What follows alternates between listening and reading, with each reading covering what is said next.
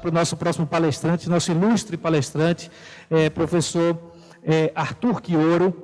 Ficamos muito felizes com sua confirmação, professor, está aqui conosco, né? Nos sentimos honrados com sua presença, presidente da Empresa Brasileira de Serviços Hospitalares da EBSER, professor do Departamento de Saúde de Medicina Preventiva da Unifesp, ex-ministro da Saúde 2014-2015, né? E vai falar sobre o seguinte tema: qualidade do cuidado no SUS, né? O que é que a gente espera nos hospitais universitários também, em um novo contexto político, como é que a gente vislumbra daqui para frente. Por favor, professor.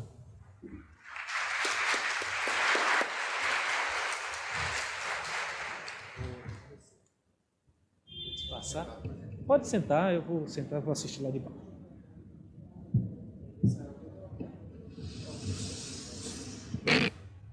Obrigado.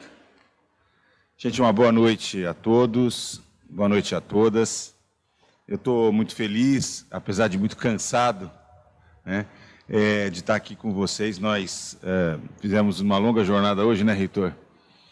Ainda não almoçamos e não deu tempo, né? E aquilo que me provoca a pensar o tema proposto pelo programa, pelo Zenilton, pela conferência, eu diria para vocês que, na minha opinião, dois grandes desafios no mundo para todo e qualquer sistema nacional de saúde, seja ele mais universal, menos universal, seja ele mais maduro, seja ele em construção, se colocam de maneira muito clara. O primeiro deles é garantir acesso. Acesso não é um tema resolvido. Não é resolvido. Mesmo países como o nosso, e aqui eu vou marcar uma profunda, importantíssima divergência com o Zenilton. O SUS não está fazendo 33 anos, o SUS está fazendo 35 anos no dia 10 de outubro, aliás, 5 de outubro, porque o que marca a criação do SUS não é a lei orgânica, é a Constituição de 1988. Afinal de contas, em 1989 eu já era médico, já estava trabalhando pela construção do SUS, né? E nós não esperamos a lei orgânica para colocá-lo em pé. Brincadeira, tá? Mas é só para dizer que nós temos aí 35 anos de história e produzimos inúmeros avanços, mas nós não podemos dizer que nós garantimos acesso a todos os brasileiros e brasileiras. Mesmo sistemas nacionais de saúde maduros, estou chamando aqui maduros, mais robustos, mais experientes, ainda lidam fundamentalmente com o desafio da garantia do acesso. Mas não basta acesso. É fundamental que esse acesso seja corroborado com um cuidado integral e qualificado. E veja, eu vivi como ministro da Saúde uma discussão em duas assembleias mundiais de saúde que eu participei, que parecia uma conversa de doido, porque determinados ministros e ministras da saúde com quem eu interlocutava sequer conseguiam olhar a diferença entre uma proposta de acesso universal para cuidados integrais e uma proposta de cobertura universal, fatiada, fragmentada, né, seletiva, né, e que se impõe hoje como desafio em boa parte do mundo. O mundo mudou muito a partir da pandemia de Covid. E o Brasil também mudou. O Brasil teve colocado em xeque essa construção histórica que foi o Sistema Único de Saúde, que paradoxalmente saiu extremamente fortalecido. A sua imagem, né, foi extremamente fortalecida junto à sociedade, e em particular aos setores médios da sociedade e aqueles que não usam o SUS, que não dependem do SUS no seu dia a dia. Parece que houve uma descoberta do SUS. Além do Zé Gotinha, a população brasileira descobriu que o SUS tinha mais coisas. E, na verdade, é um jogo de hipocrisia, porque, no fundo, todo mundo usa o SUS, né, com a vigilância sanitária, com a vigilância epidemiológica, com os medicamentos de alto custo, está lá o transplante do Faustão. Quem assina a Carta Capital, eu assino uma coluna, né, e meu artigo, o último artigo foi sobre o Faustão e o SUS. Leiam, vale muito a pena, né, porque eu estou dizendo o seguinte: descobrimos que existe o maior sistema de transplantes públicos do mundo. Mas quem entra na fila do transplantes? todos os brasileiros e brasileiras têm o mesmo acesso, a mesma chance de entrar na fila, realizar sua biópsia hepática, ter acesso às consultas e exames especializados que o colocam em condição, depois de disputar a compatibilidade sanguínea, genética, a histocompatibilidade, a gravidade, etc. E se considerarmos que tem alguns brasileiros que são mais sabidos e mais bem dotados do que outros e conseguem acelerar o seu lugar na fila, judicializando ou usando a saúde suplementar, os planos de saúde que o colocam na frente. Isso é acesso universal? Isso é um cuidado integral disponibilizado para todas as pessoas? Isso é um cuidado centrado na pessoa, feito de forma singular, orientado pela integralidade, pela equidade, né? Articulando ações de vigilância, de promoção, até as de alta complexidade? Portanto, nós estamos no meio do caminho de uma disputa objetiva que está colocada de projeto de sociedade, em que a saúde, como um valor essencial, ganhará um ou outro significado. Ele será fundamentalmente um elemento fundamental para a vida, para a defesa da vida das pessoas, ou tratada como mercadoria. E como mercadoria regulado por uma lógica, né, em quem pode comprar, quem pode pagar leva, e quem não pode fica com a sobra. O nosso desafio é, inclusive, enfrentar os movimentos de destruição de todas as políticas públicas civilizatórias produzidas a partir da Constituição de 1988 e o nosso processo de redemocratização, entre elas, talvez a mais vigorosa, a mais exitosa e mais incompleta ainda, que é o SUS, que foi absolutamente destruídas a partir do golpe de 2016. Gente, uma coisa é o SUS que nós defendemos, outra coisa é o SUS que nós estamos lutando no dia a dia para construí-lo. Outro é o impacto que esse período de associação entre o negacionismo, o fascismo, essa extrema-direita violenta que dominou esse país ao longo desses últimos anos, e os interesses do capital produziram sobre as nossas políticas públicas e, em particular, sobre o Sistema Único de Saúde. É a terceira vez que eu ocupo um cargo público em Brasília.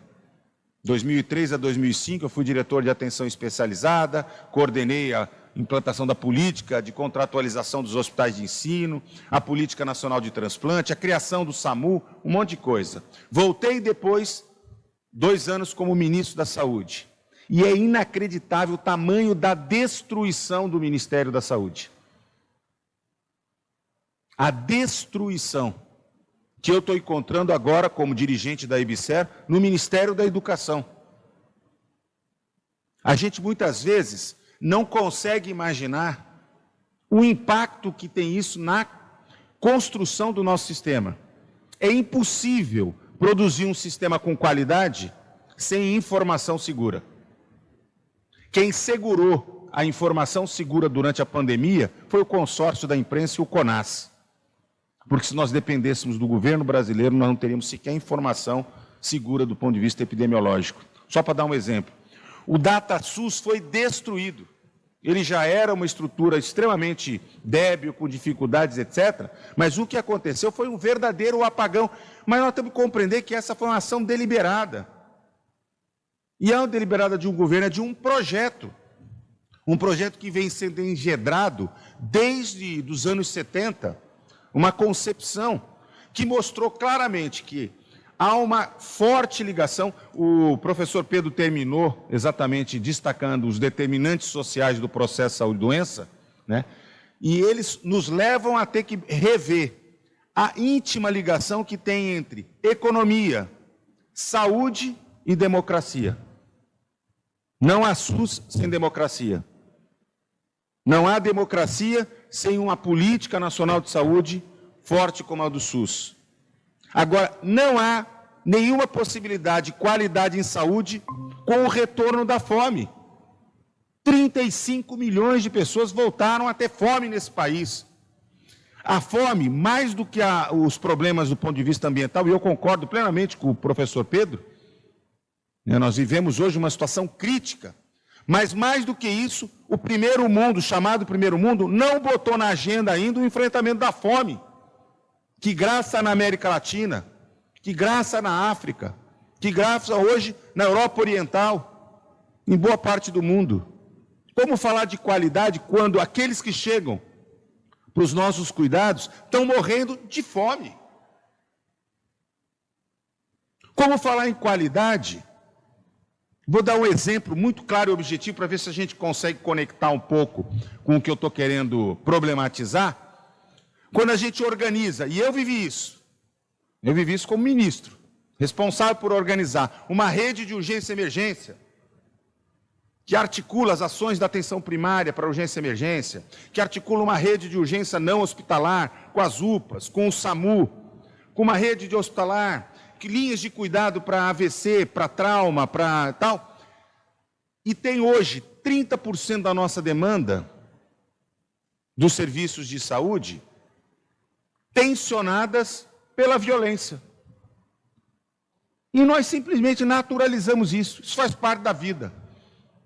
2017, eu esqueci de dizer isso, eu, além de ser professor, tal, né, eu sou coordenador da área de Política, Planejamento e Gestão do Programa de Pós-Graduação em Saúde Coletiva lá da Unifesp. E a minha linha de pesquisa tem sido estudar os arranjos tecnológicos de gestão de cuidado em rede, particularmente dos hospitais, mas tenho estudado rede.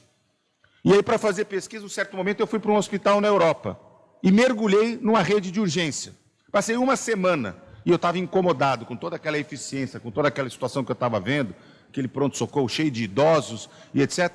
E no final do quinto dia, eu percebi o que me incomodava. Depois de 5 dias dando plantão numa emergência, na maior emergência de um hospital na Europa, eu tinha visto a atenção de 2 casos de trauma. Um velhinho que tinha caído escada abaixo e o outro que tinha enchido a cara, tinha ido para a rua e tinha sido atropelado por uma moto. 2 casos, coisa que em 15 minutos, em qualquer pronto-socorro, em qualquer UPA, em qualquer unidade do Brasil, a gente vai ver entre baleados, esfaqueados, tentativas de homicídio e assim por diante. Nós naturalizamos os acidentes de moto. No Brasil, no México, na Indonésia, na Rússia, na África do Sul, em todos os países, nós substituímos como meio de transporte o cavalo, a mula, o jegue, né? E colocamos uma arma na mão dos nossos jovens. E continuamos produzindo cada vez mais um sistema de saúde caro e ineficiente, que mutila as pessoas. Nos vangloriamos de ser, vou dar mais um exemplo, o país que mais transplanta e, junto com o México, somos o país em que os jovens mais rápido, mais cedo, entram em programas de hemodiálise porque não têm os seus rins protegidos, porque não é feito o diagnóstico precoce de diabetes, hipertensão na atenção primária e, portanto, evolui com doença renal, vai para a fila do transplante e nós somos maravilhosos. O maior transplantador é o hospital lá da minha escola, né? É o maior transplantador de rins do mundo e a gente se acha maravilhoso. É o paradoxo do SUS que eu chamo isso.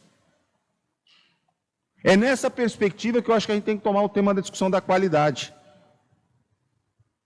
A gente fala que a gente construiu um sistema centrado nas pessoas e que tem toda a sua ordenação e coordenação a partir da atenção primária, e nós continuamos sendo incapazes de proteger os rins dos nossos jovens diabéticos e hipertensos, dos nossos adultos, dos nossos idosos, das nossas crianças. Eu posso me incomodar com a emissão de gases, feito dos componentes anestésicos, mas eu me incomodo com 90% de taxa de cesariana, ou com 62%, com 70% de taxa de cesariana, porque nós estamos levando a prematuridade do nosso bebê, enchendo as nossas UTIs neonatais. A gente descola a nossa análise dos desfechos daquilo que está no plano concreto do evitável, das nossas intervenções possíveis. Eu tinha preparado um monte de coisas, já mudei tudo aqui, viu? Fiquem à vontade. Mas eu quero provocar com vocês um pouco essas reflexões. É um pouco disso que eu estou vivendo. Olha, eu vivi, junto com companheiros, a criação da PNH em 2003. Eu vivi a criação da PNOSP, da Política Nacional de Atenção Hospitalar, que eu tomo como estudo, né? Minha tese de doutorado é sobre hospitais, meu pós-doutorado é sobre isso. Nós temos uma política nacional, aliás, as nossas portarias, eu tinha um grande mestre chamado Gilson Carvalho, muitos de vocês conheceram, que ele brincava que o Brasil vive um grande problema, que é a portariofilia. Todo mundo que assume uma secretaria municipal, uma secretaria estadual, um ministério, uma empresa, a IBSER, reitor está fora dessa doença, né? Ele tem que fazer uma portaria para chamar de sua, porque o papel aceita qualquer coisa. Mas tem uma dimensão que é fundamental quando a gente pensa. Vou pensar lá os 7 domínios da qualidade. Ou vou pensar as minhas políticas. Gente, se a gente olha para a Política Nacional de Humanização, ela é profundamente comprometida com uma sociedade transformadora. Ela é uma disputa de um projeto de sociedade. Ela é muito mais do que uma política de saúde. Ela coloca a singularidade, ela traz a centralidade nas pessoas, ela chama o processo de cogestão, ela implica numa melhoria dos ambientes de trabalho, nas condições de trabalho, mas ela chama a responsabilização nossa, dos trabalhadores, das equipes, dos serviços, com cuidado integral com as pessoas, do ponto de vista individual e coletivo. Ela é comprometida com os melhores princípios da reforma sanitária brasileira, daquilo que a saúde coletiva brasileira foi capaz de produzir, aliás, da saúde coletiva latino-americana, porque nós somos devedores no movimento. Quem conhece, né, o campo da saúde coletiva sabe o quanto que a gente é devedor dessa perspectiva. Mas o que a gente vê, do ponto de vista concreto da implementação, é uma profunda fragmentação. Uma fragmentação. São caixinhas que não se conversam. É como se fosse um diálogo de gente que parece que vive em realidades paralelas. Aí entra a galera da qualidade. O pessoal da qualidade parece que é aquela turma que paira. Aquilo que os gestores contratualizam, gestores do hospital, por exemplo, contratualizam com a Secretaria Municipal e tal, está num contrato, mas que não tem nenhuma internalização. Ele não é apropriado como uma realidade. Aí a gente cai no mundo, eu vou chamar isso aqui, brincando com vocês, o mundo da metocracia, se é possível chamar, que gera metafobia, que gera uma paranoia obsessiva por metas, por indicadores, que não são lidos por ninguém, que não mudam a realidade de ninguém, por quem está no cotidiano dos nossos serviços, sequer se apropriam de sua realidade. Claro, a gente sempre vai colocar a culpa em 2 elementos. Um é a nossa incapacidade de comunicação. Os comunicadores sabem do que eu estou falando, porque eles sempre levam a culpa. As instituições estão sempre distópicas. Elas têm sempre um grande problema, uma grande distócia, que é a incapacidade de comunicação. Então, nós precisamos acertar um problema de comunicação. A segunda questão, que me parece fundamental, é que a gente insiste em reconhecer que os trabalhadores e trabalhadoras, esses milhares, aliás, no Brasil, milhões de trabalhadores, que têm a responsabilidade de colocar esse conjunto de políticas fundamentais, generosas, solidárias, transformadoras em prática, eles não são uma página em branco, em que o autor da política, o autor dos programas, a secretária, o presidente da IBSER, o reitor, o superintendente do hospital, escrevem o que querem e que as pessoas vão simplesmente se apropriar, devidamente bem capacitadas, constituirão uma capacidade de intervenção. A vida é muito mais complexa. A disputa se dá no plano micropolítico. E é ali, no cotidiano dos serviços, em que as coisas acontecem. São disputadas. Aí eu volto à Política Nacional de Humanização, o investimento na política de educação permanente, em dispositivos, né, que, associado a outros mecanismos de gestão da clínica, gestão de leitos, são fundamentais. Eu vou dar um exemplo para vocês, que eu tenho estudado bastante. Não sei se aqui vocês usam muito essa expressão, mas é o dos high users, dos hiperutilizadores de serviço. Eles são um verdadeiro transtorno. Se tiver alguém aqui que trabalha na atenção primária, eles são um grande problema. Aquele usuário que vai todo dia, toda semana no serviço. Todo mundo sabe pelo nome, sabe qual é o problema, etc. Tal. Mas quem trabalha em UPA ou na urgência também conhece o seu. Mas se tiver gente da saúde mental, também conhece o seu. Mas se tiver na atenção hospitalar, também conhece seus high users. E qual é a estratégia que a gente faz para trazer centralidade no cuidado dessas pessoas? Porque, de alguma maneira, eu orientei um mestrado lá na Unifesp, eles eram responsáveis por 6% dos atendimentos do pronto-socorro do Hospital São Paulo em um ano. Por definição, os high users. E eles eram responsáveis por 37% das despesas do hospital. E detalhe, pessoas em sofrimento. Quem são eles? Ah, é a Dona Maria, o seu José, etc. Quem são eles? O que precisam? Estou parecendo o Globo Repórter, né? O que faremos com eles? Não percam, o professor Daniel dará soluções em breve para vocês. Eu estou cada vez mais... eu não sou absolutamente nada contra o conjunto de iniciativas, portarias, linhas de cuidado, protocolos, diretrizes clínicas, aquelas coisas bacanas que a gente faz para organizar os serviços e que protege, deixam os nossos serviços mais racionalizados, mais funcionalizantes, né? Classificação de risco na porta, vamos trabalhar com Kanban. Não consigo conceber um hospital universitário hoje que não tem um NIR que funcione. Um núcleo interno de regulação, que se conecte com a regulação do Estado, que seja o braço forte da gestão, oportunizando o giro dos leitos, peticionando as diferentes áreas para que se mobilizem, usando a potência da direção, que é sempre uma potência, e ao mesmo tempo o respaldo técnico, o reconhecimento da capacidade de diálogo com as equipes. Esse é o perfil. Os NIRs que eu vejo funcionar são aqueles que são dirigidos, são tocados por pessoas que, além de... Eles são aquilo que nas nossas pesquisas lá na Unifesp a gente chama de híbridos. Porque eles, ao mesmo tempo, eles têm um tentáculo, que é o tentáculo da gestão, eles são reconhecidos como pessoas com poder por atuar em nome da direção da instituição, mas são reconhecidos pela sua capacidade técnica, por sua excelência, por sua competência, pelo seu comprometimento com o serviço, com o hospital. Eu olho os nossos hospitais universitários, sabe, reitor, e vejo que alguns deles, apesar de estar inscrito na Política Nacional de Atenção Hospitalar, a implementação dos NIRs ou do Kanban, etc., até hoje continuam de costas para arranjos tecnológicos de gestão e de cuidado que são capazes de produzir processos de transformação se não forem concebidos meramente como mais uma tarefa burocrática, né?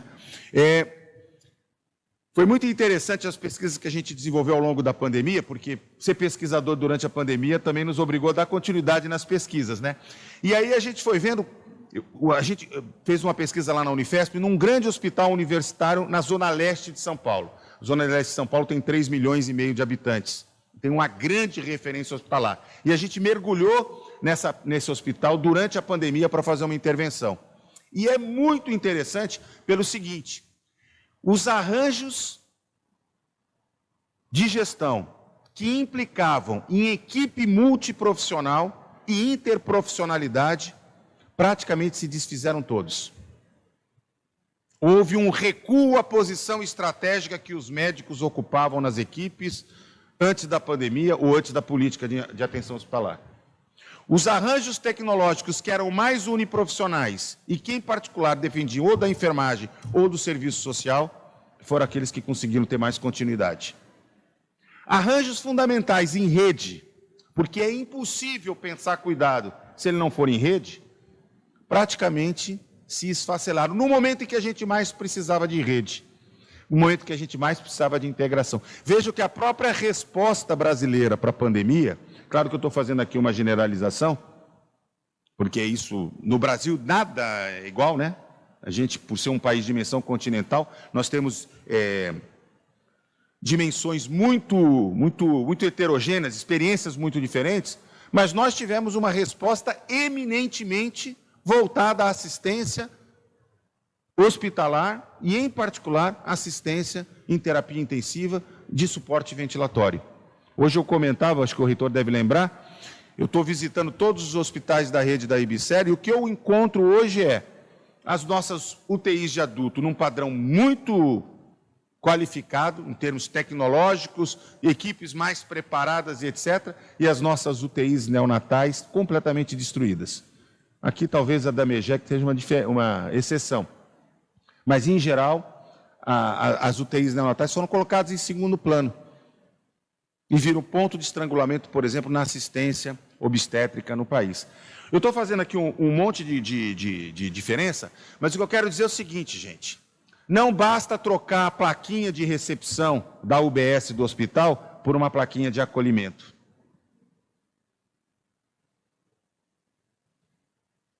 A internalização das políticas, das propostas que envolvem qualidade a partir das suas 7 dimensões, não vou ficar aqui repetindo que vocês já estão estudando, estão acompanhando, ela exige muito mais do que um mero decalque de uma política, de uma portaria, executada de maneira burocrática. Ela exige a disputa de um projeto de transformação do que é cuidar em saúde e do que é o papel de cada um de nós como trabalhadores e trabalhadoras da saúde. Né? Exige, assim como aquele vídeo que passou aqui rapidamente na abertura, que haja de fato centralidade do usuário. E para isso é preciso de fazer uma disputa de autonomia. Autonomia no modo de andar na vida. Autonomia para que ele se desloque do papel de paciente, até porque do paciente o atributo que se espera é paciência, para alguém que é sujeito, autônomo, portador de vontades, de desejos, mas implicado no seu cuidado. Inclusive para que a gente possa ter uma transformação profunda das nossas práticas de promoção da saúde. Nós jamais vamos transformar as práticas de promoção em saúde se a gente continuar nessa postura de que nós somos os emissores de uma mensagem e alguém é um receptor de uma mensagem que vai se transformar porque eu tenho informação e vou dizer para ele que acima de tantas gramas de sal por dia vai fazer mal para a saúde dele ou porque ele precisa ter tantas horas de atividade física por semana. Se não há uma profunda implicação do sujeito com novos modos de vida, ele vai continuar buscando droga para trocar a droga de vida que ele vive. Seja o álcool, seja qualquer outra droga. E vai de um uso recreativo, etc., descambar para um uso abusivo e pernicioso para a sua saúde. Então, assim, quando eu penso gestão de qualidade, quando eu penso o próprio conceito de programa de gestão de qualidade, eu estou querendo aqui problematizar com vocês muito além do que a definição conceitual mais clássica, do que a estruturação institucional que normalmente esses conceitos nos exigem. Né? Eu acho que na IBSER, pensando hoje uma estrutura de uma rede, a maior rede pública hospitalar no país, né? É a maior rede de hospitais universitários do mundo hoje, não sei se vocês sabem, em processo de crescimento. Nós estamos agora trabalhando a adesão da UFRJ e da Unifesp, as duas maiores universidades, né, federais brasileiras, estão entrando para a IBSER, vários outros faculdades, universidades estão entrando, e nós vamos ter que trabalhar uma perspectiva de qualidade que consiga olhar uma questão que para mim é fundamental, que é a dimensão da singularidade. A gente defende muito os projetos terapêuticos singulares, não é isso? Eu considero ele um diferenciador, em outros países ele ganha outras nomenclaturas, não importa, né? Mas o que importa é a centralidade do usuário, de fato, né? Numa perspectiva de um cuidado a partir dos seus problemas, das suas necessidades, em que ele é um sujeito efetivamente participante, né? Mas a gente não percebe, muitas vezes, a necessidade de desenvolver projetos de gestão singular, ou projetos de gestão singulares. A secretária me contava agora há pouco, rapidamente fazia um comentário, né, do desafio que é pensar a equidade no estado do Rio Grande do Norte. Os processos de gestão também precisam ser singulares. Quando a gente passa uma régua e diz, olha, o meu programa é esse, todos terão que implementar esse, é o caminho para a burocratização ou para fingirem que estão implementando, né, os indicadores, etc. A singularização, né, que mobiliza, que produz os desafios, que trabalha para onde nós queremos nos locomover, é fundamental. Então, eu defendo, né, e tenho trabalhado essa perspectiva no âmbito da EBSER, que nós sejamos capazes de pensar em projetos de gestão singulares para cada uma das nossas unidades. Porque elas não são ilhas isoladas. Mesmo que eu pense o hospital como um sistema, que é muito comum numa visão mais estrutural, funcionalista, né, esse hospital, do ponto de vista sistêmico, ele está absolutamente conectado com o sistema municipal, com o sistema regional de saúde, com o sistema estadual de saúde, respondendo à lógica. Vejam, nós temos 35 anos de história do SUS e foram 35 anos vou voltar um pouquinho, 29 anos de subfinanciamento e, a partir da criação da emenda do teto, mais 6 anos de desfinanciamento do SUS. Nós estamos entrando num novo ciclo.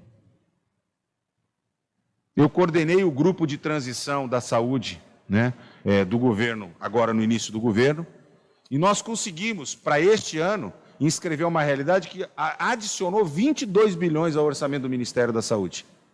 Nós estamos livres da emenda do teto. Essa experiência macabra feita pelo mercado com a população brasileira. Nós temos um estudo que mostra o seguinte, não há nenhuma experiência semelhante de austeridade, de programa de austeridade fiscal como esse foi feito no Brasil. Nem países que viveram a Troika, que viveram programas de ajuste fiscal violentos, como foi o caso da Grécia, da Espanha e Portugal, por exemplo, sob a égide do Banco Mundial, do FMI, etc., viveram situações como essa, que nós vivemos aqui no Brasil, de congelamento dos gastos e etc. Só que nós temos uma perspectiva retomada do financiamento a partir da emenda constitucional 86, que é a que passou a valer, e, portanto, a regra que vale é a receita, 15% da receita corrente líquida, além dos 22 bilhões a mais no orçamento desse ano, nos coloca uma notícia alvissareira. O ano que vem nós teremos 42 bilhões a mais do que nós tivemos esse ano no orçamento.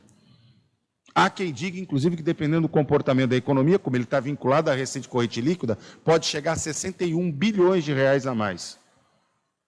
Portanto, é a primeira vez, depois de um período longo de destruição, que nós poderemos começar a pensar num sistema de saúde que é financiado de maneira digna. Sabe por que eu estou falando isso? Porque a gente fala em garantir acesso e cuidado integral e a gente fala em qualidade quando o Sistema Único de Saúde no Brasil, até o ano passado, estava sendo financiado, somando os gastos municipais, estaduais e federal, com R$ 3,88 por habitante por dia. Reitor, quanto é que custa uma passagem de ônibus aqui, Natal? Quanto? R$ 4? R$ 4 é que o empresário de transporte coletivo cobra para te levar de um ponto a outro, mas não te traz de volta. Porque para te trazer de volta ele cobra 8. E os gestores do SUS, os trabalhadores do SUS, os nossos serviços de saúde, se viram obrigados a cumprir o que está na Constituição, acesso universal, integral e equânime, e com controle social, por R$ 3,88 por habitante por dia. Menos que uma Coca-Cola, menos do que um... Ou seja, a questão da resiliência tem fortemente a ver com o padrão de financiamento e qual que é a opção que a sociedade faz e qual é o valor que ela quer trazer para o acesso e para o cuidado integral à saúde. Eu quero dizer para vocês que eu desviei completamente tudo que eu tinha preparado, eu tinha feito assim, escrevi, depois eu até tentar fazer um artigo aqui bonitinho, tá super bonitinho, sobre cuidado, mas eu resolvi mudar tudo, né, para dizer para vocês o seguinte, eu estou muito preocupado e bastante instigado com o que vem por aí. Entrando, para finalizar, entrando na trilha dessa provocação do futuro. Porque, ao longo do processo de transição, e principalmente ao longo da pandemia, por diversas vezes o presidente Lula se reuniu com os chamados ex-ministros. Nós éramos 6 ex-ministros, né? Na verdade, eles chamavam os 3, 4, né? Que estavam sempre ali com ele, fazendo reflexões sobre a saúde. Era eu, o Padilha, o Temporão, Humberto Costa, né? Principalmente nós 4, que estávamos ali sempre com ele colocando. E numa das últimas vezes, que foi o preparatório, foi um pouquinho antes da Conferência Livre, que teve no ano passado, o presidente Lula disse o seguinte: olha, nos meus 8 primeiros anos de governo, eu tenho certeza de que eu fiz a diferença na educação. Aquilo que ele sempre fala, né? Eu sou um operário, eu nunca tive um diploma no seu de torneiro mecânico, mas eu fui o cara que mais fiz universidade, fiz um investimento nas escolas públicas, e ele tem não só um orgulho, mas ele sabe que ele construiu bases que ainda não estão prontas, não estão perfeitas, mas que ele construiu bases para o avanço do Sistema Nacional de Educação, né, e para o Sistema de Ciência e Tecnologia. Mas ele dizia para a gente assim: eu sei que eu tenho um débito com o SUS, eu tenho um débito com a saúde. E o presidente Lula, eu fui secretário de saúde de São Bernardo por 5 anos. E eu vivi, dos 5 anos que eu fiquei lá, 3 com ele já como morador da cidade e ex-presidente. Vocês não imaginam o que é ser secretário de saúde da cidade do ex-presidente, né, e da dona Marisa, né, que viviam lá na cidade, que chamavam sempre o tempo inteiro para discutir. E ele dizia para a gente assim: eu tenho absoluta convicção que eu tenho um débito. E ele, assim como muitos outros, descobriu ao longo da pandemia a importância do Sistema Único de Saúde. A pandemia teve, se é que a gente pode trazer que uma pandemia trouxe alguma coisa de positivo, né? Esse aspecto talvez tenha sido fundamental, né?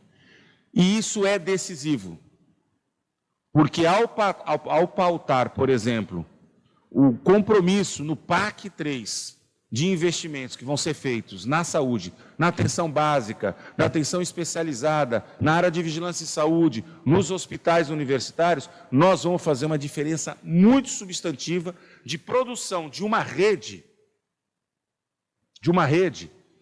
que a gente pode chamar de digna. Essa história de rede padrão, Rede D'Or, já ouviram essa história? Esse hospital parece da Rede D'Or. Aqui não sei se no Nordeste falam muito, mas lá em São Paulo, no Rio de Janeiro, isso aqui parece o hospital da Rede D'Or. Parece nada. Tem que parecer o hospital da Rede do SUS. Esse tem que ser o padrão de qualidade, padrão de dignidade. Esse aqui é o padrão da Universidade Federal do Rio Grande do Norte. É o padrão da Secretaria Estadual de Saúde do Rio Grande do Norte, da Prefeitura de Natal, da Prefeitura de Caicó, do SUS. É essa disputa que a gente tem que fazer. Isso é possível. Agora, o PAC vai fazer investimento em obras. Depois disso, vai vir equipamento. É inexorável que venha junto a informatização, que se informatizar a bagunça, só gerará uma bagunça informatizada. Esqueçam a ideia de que a informatização é solução para as coisas. É fetiche, tanto quanto da comunicação, que a comunicação vai resolver nosso problema. A informatização é um baita dispositivo para aperfeiçoamento dos processos de trabalho, se a gente souber o que quer fazer com ela. Ela não resolverá sozinha os nossos problemas. Mas aí vem a última questão que eu quero falar. Conseguimos finalmente um financiamento adequado.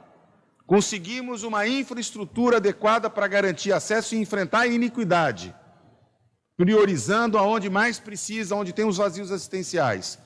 Temos nós, trabalhadores e trabalhadoras, comprometidas com as transformações necessárias, ganhas de corpo e de alma, para fazer o SUS funcionar à altura dos nossos sonhos.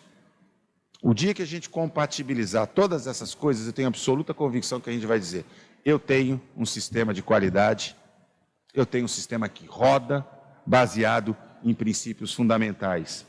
Eu tenho um sistema que enfrenta as fragmentações.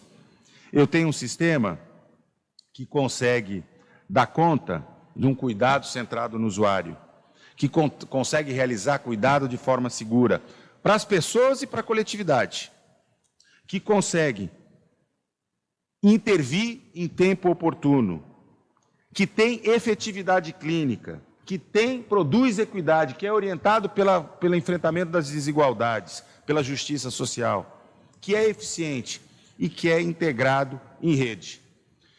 Eu quero ver se eu consigo dar uma contribuição agora para começar isso na rede da IBSER. Nós temos 41 hospitais e até hoje não percebemos que somos uma rede.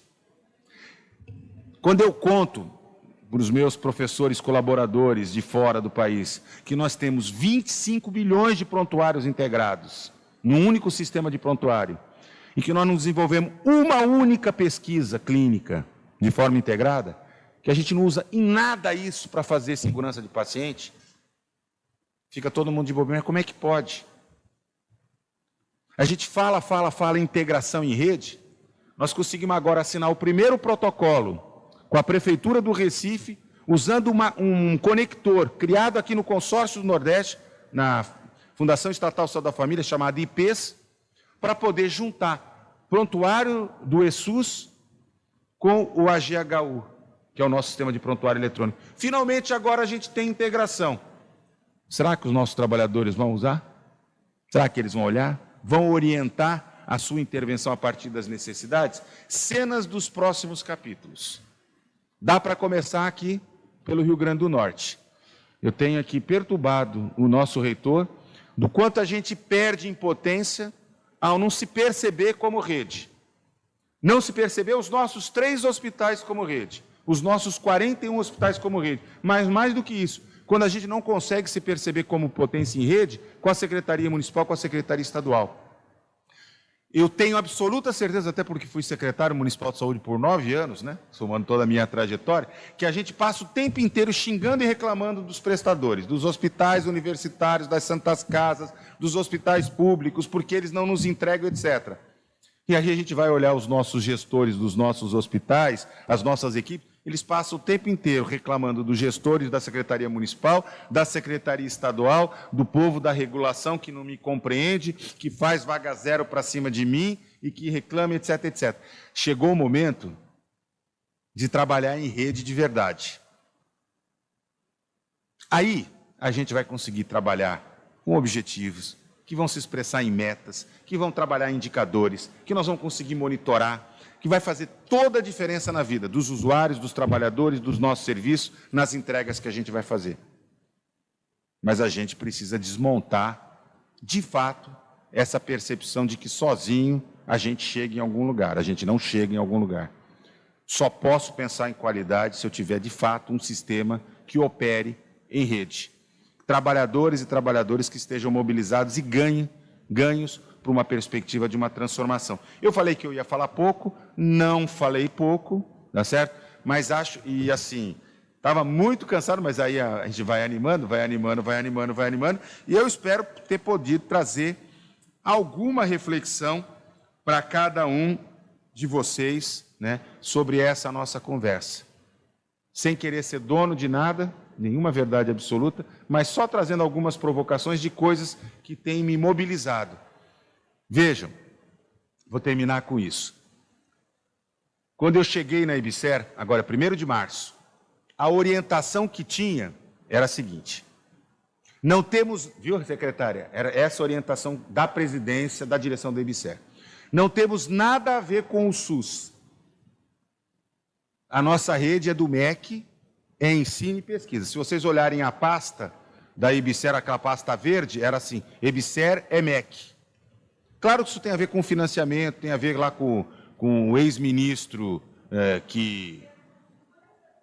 Não, pelo contrário, eu até participei de vários debates, acho que essa é uma das questões, porque quando a gente olhava o gasto total da IBSER, o Ministério da Saúde ficou com 7%.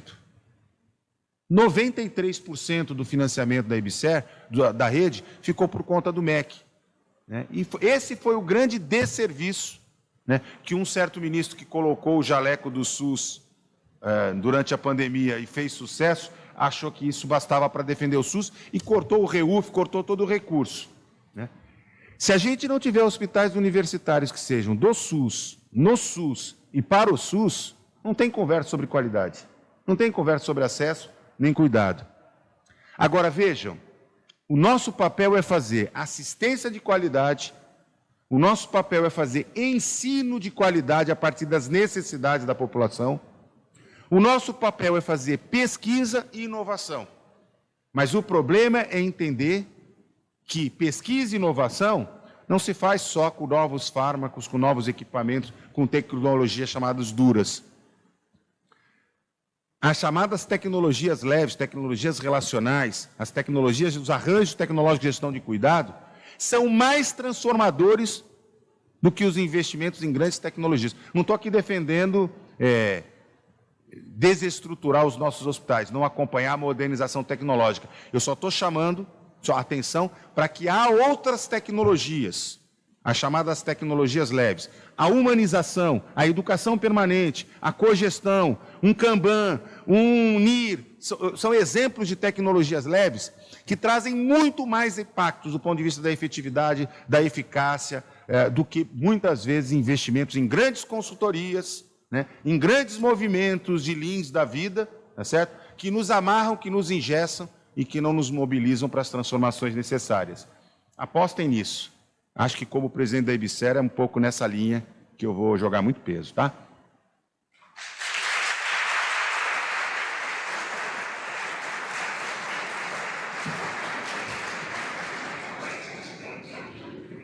Eu ia falar pouco.